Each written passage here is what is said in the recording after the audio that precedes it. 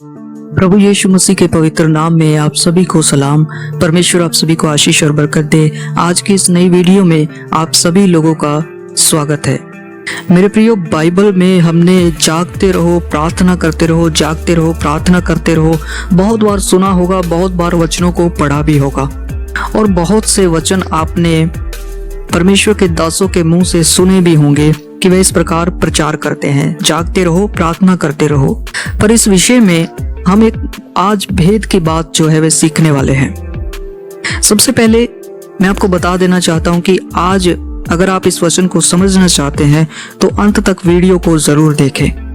अगर आप हमारे चैनल पर नए हैं तो इस चैनल को सब्सक्राइब जरूर करें, नोटिफिकेशन बेल को ऑल पर सेट करें ताकि हमारी आने वाली हर एक वीडियो आप तक तुरंत पहुंच जाए। मेरे प्रियो, इन वचनों को शेयर जरूर करें और आपको हमारा प्रयास कैसा लग रहा है हमें कमेंट बॉक्स में जरूर बताएं। आइए इस वीडियो को शुरू करते हैं। दोस्तों, सबसे पहले मैं आपके सामने एक वचन रखना चाहता हूं जो कि लूका की इंजील 12 अध्याय उसके 35 वचन में लिखा है। यहाँ पर लिखा, तुम्हारी कमरे बंदी रहे और तुम्हारे दिए जलते रहे और तुम उन मनुष्यों के समान बनो जो अपने स्वामी की बाट देख रहे हो कि वह विवाह से कब लौटेगा, कि जब वह आकर द्वार खटखटाए तो तुरंत उसके लिए खोल दे। धन्य है वह दास जिन्हें स्वामी आकर जागते पाए। मैं तुमसे सच सच कहता हूँ कि वह कमर बांधकर उन्हें भोजन करने को बैठाएगा और पास आकर उनकी सेवा करेगा। यदि वह रात के दूसरे पहर या तीसरे पहर में आकर उन्हें जागते पाए तो वह दास धन्य है। यहाँ पर बात हो रही है जागते रहने की। दूसरे पहर, तीसरे पहर में भी परमेश्वर बोलता है कि अगर वह जागते हुए मिले तो वह दास धन्य है। अब इसका क्या अर्थ है, इसका क्या रहस्य है, मैं सबसे पहले आपको क्लियर कर देना चाहता हूँ कि जागते रहने का मतलब अलग है, प्रार्थना करते रहने का मतलब अलग है। प्रार्थना का मतलब आप सब लोग जानते हैं कि प्रार्थना का मतलब प्रार्थना ही है, परंतु जागते रहने का मतलब जो है वह प्रार्थना करते रहना नहीं है। जागते रहने का मतलब है परमेश्वर में बने रहना, उसकी आज्ञाओं में बने रहना। परमेश्वर की जो आग है वह आपके अंदर जलती रहे, वह ठंडी ना होने पाए। यानी कि आपको पता रहे कि आप परमेश्वर में हैं, आपको परमेश्वर के मार्गों पर चलना है, परमेश्वर की आज्ञा ये हैं, परमेश्वर आपसे क्या चाहते हैं, परमेश्वर की इच्छा क्या है, परमेश्वर आने वाला है। इन सब बातों के विषय में आपको पता रहे। आपको जागते रहना है। जैसे कि चौकीदार जब किसी गली मोहल्ले में जाता है तो वह जोर से चिल्लाता है कि जागते रहो। वह इसलिए नहीं चिल्लाता है कि वह कहता है कि तुम मेरे साथ बाहर आकर के भी चिल्लाने लग जाओ, बल्कि वह इसलिए चिल्लाता है ताकि घर के अंदर रहने वाले सदस्य जो हैं वे चौकन्ने हो जाएं कि कोई भी चोर जो है वह चोरी ना करने पाए।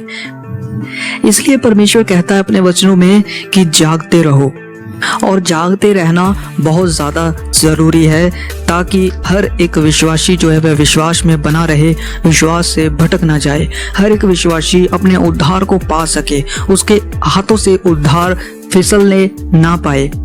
क्योंकि प्रभु यीशु मसीह ने अपने वचनों में यूहन्ना की इंजील में ये कहा कि चोर चोरी करने के लिए, घात करने, नष्ट करने आता है, परंतु मैं इसलिए आया कि तुम जीवन पाओ, बहुतायत का जीवन पाओ। प्रभु यीशु मसीह बहुतायत का जीवन देना चाहते हैं, इसलिए वे कहते हैं जागते रहो। और वे जानते हैं कि चोर किस प्रकार चोरी करता है, इसीलिए उन्होंने कहा कि चोर चोरी करने के लिए आता है। अगर आज हम चोर को देखें कि किसी के घर में चोरी करने के लिए जाता है तो वह चुपके से जाएगा, वह दरवाजा खटखटा के नहीं जाएगा कि हेलो मैं आ गया हूँ, मेरे को चोरी करना है, आप मुझे अंदर आने दीजिए। चोर ऐसा नहीं बोलेगा। इसलिए हर एक विश्वासी का जागना जरूरी है और जागते रहना जरूरी है। लगातार जागते रहना जरूरी है।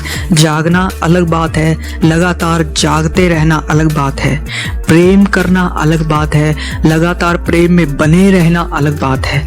विश्वास करना एक दिन के लिए अलग बात है, परंतु लगातार विश्वास में बने रहना अलग बात है। एक दिन के लिए ईमानदार बनना अलग बात है, परंतु ईमानदार बने रहना अलग बात है। तो मेरे प्रियो, हमेशा ही इस बात का ध्यान रखें कि हमेशा ही हमें जागते रहना है। एक दिन के लिए, एक रात के लिए नहीं, एक समय के लिए नहीं, बल्कि हमेशा के लिए। जब तक प्रभु यीशु मसीह का आगमन नहीं हो जाता तब तक हमें जागते रहना है। हमें अपने अंदर विश्वास को चेक करते रहना है, क्या हम विश्वास में हैं, क्या हम परमेश्वर के मार्गों पर चल रहे हैं, क्या जैसा उसने कहा है हम कण कण करके बदल रहे हैं या नहीं। इसे कहते हैं जागते रहो।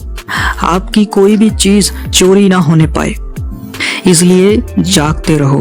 पर इसमें मैं आपको एक भेद की बात ये भी बताना चाहता हूँ। यहाँ पर लिखा है दूसरे पहर या तीसरे पहर में जब स्वामी आए। तो दूसरे पहर या तीसरे पहर का क्या मतलब?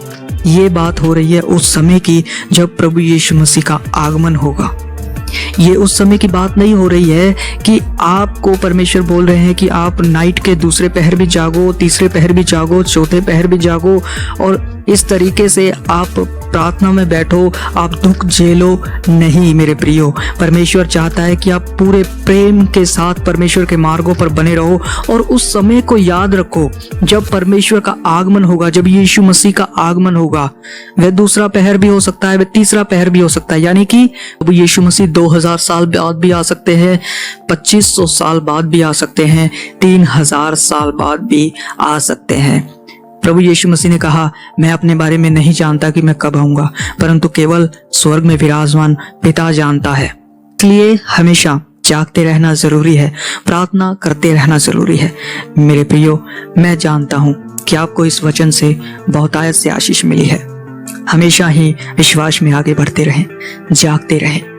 प्रभु आप सभी को आशीष और बरकत दे। सबको जय मसीह की।